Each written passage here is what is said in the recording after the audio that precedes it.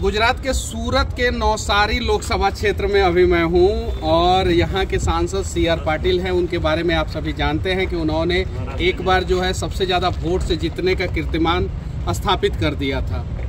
ज़बरदस्त डेवलपमेंट हुआ है गुजरात में और मैं मनीष कश्यप जब गुजरात आता हूं तो यहाँ के विकास को देख के सोचता हूं कि काश इस प्रकार का विकास बिहार में क्यों नहीं हुआ। और मैं मनीष कश्यप जब बिहार जाता हूं तो अनेकों प्रकार का प्रश्न खड़ा करता हूं कि यहाँ पे ये गलत है, इसे सही करना चाहिए, इसे सही करना चाहिए। अभी मैंने पीछे देखा कि फ्लिपकार्ट का जो है बहुत बड़ा वेयर हाउस है और बहुत बड़ी बड़ी कंपनियों का जो है पार्सल के लिए जो है वहाँ पे वेयर हाउस है। बगल में एयरपोर्ट है, सड़कें चौड़ी है, सारा व्यवस्था है। और कमाल की बात ये है कि अभी जो मैं जिन लोगों के बीच में खड़ा हूँ ये सभी लोग बिहार के किसी न किसी गाँव से आए हैं। सही है कि नहीं है? सही है। जब ये लोग बिहार के किसी गांव से आके यहाँ पे काम कर सकते हैं तो क्या इन्हें बिहार में रोजगार मिलना चाहिए कि नहीं मिलना चाहिए? मिलना चाहिए। अगर सरकार की दृढ़ इच्छा शक्ति हो तो बिहार में भी रोजगार दे सकती है सरकार। 1990 से पहले बिहार जो है वो गुजरात से आगे हुआ करता था। 1990 से पहले बिहार जो है गुजरात से आगे हुआ करता था और बिहार ज्यादा डेवलप हुआ करता था एज कम्पेयर टू गुजरात। लेकिन 1990 के बाद से पिछले 34 साल में गुजरात में अप्रत्याशित रूप से बदलाव हुआ और इस वजह से एक आर्मी का रिटायर्ड जवान जो है बिहार का है और वो बिहार में नहीं रुकते हैं और गुजरात चले आते हैं। और आज एक आर्मी के ऑफिसर की जो सैलरी होती है उससे ज़्यादा पैसा यहाँ पे कमाते हैं। आज यहाँ पे कॉरपोरेटर हैं, बिहार की हैं, बहुत सारी चीज़ें हैं तो समझने की जरूरत है। और हम लोग चाहे जहां भी रहें, कमियां सब में होती है, मेरे अंदर भी कुछ ना कुछ कमी होगी। सही है कि नहीं है? कमियां सब में होती है, हमें उन कमियों को दूर करके जो है बिहार को मजबूत करने की जरूरत है।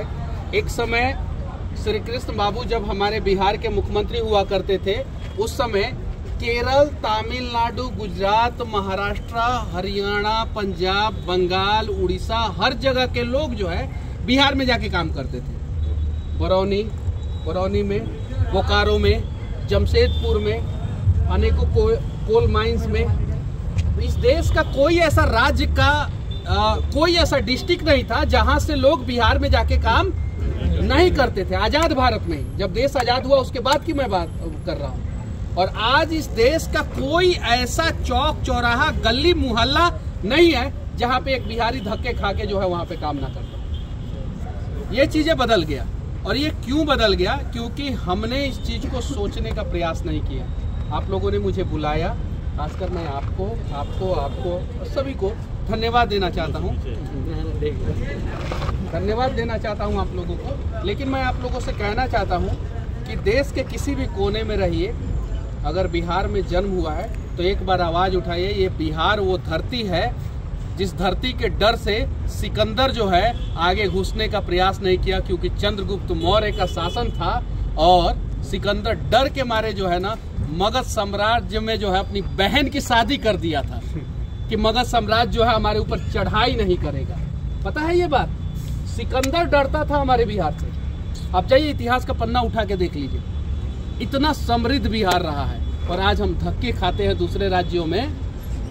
और नरेंद्र भाई और नरेंद्र भैया में बहुत फर्क है। यहाँ पे गुजरात में अगर कोई भाई कहता है तो प्यार से कहता है और अगर भैया कहता है तो इसका मतलब है वो बिहारी को कहता है। सही है कि नहीं है?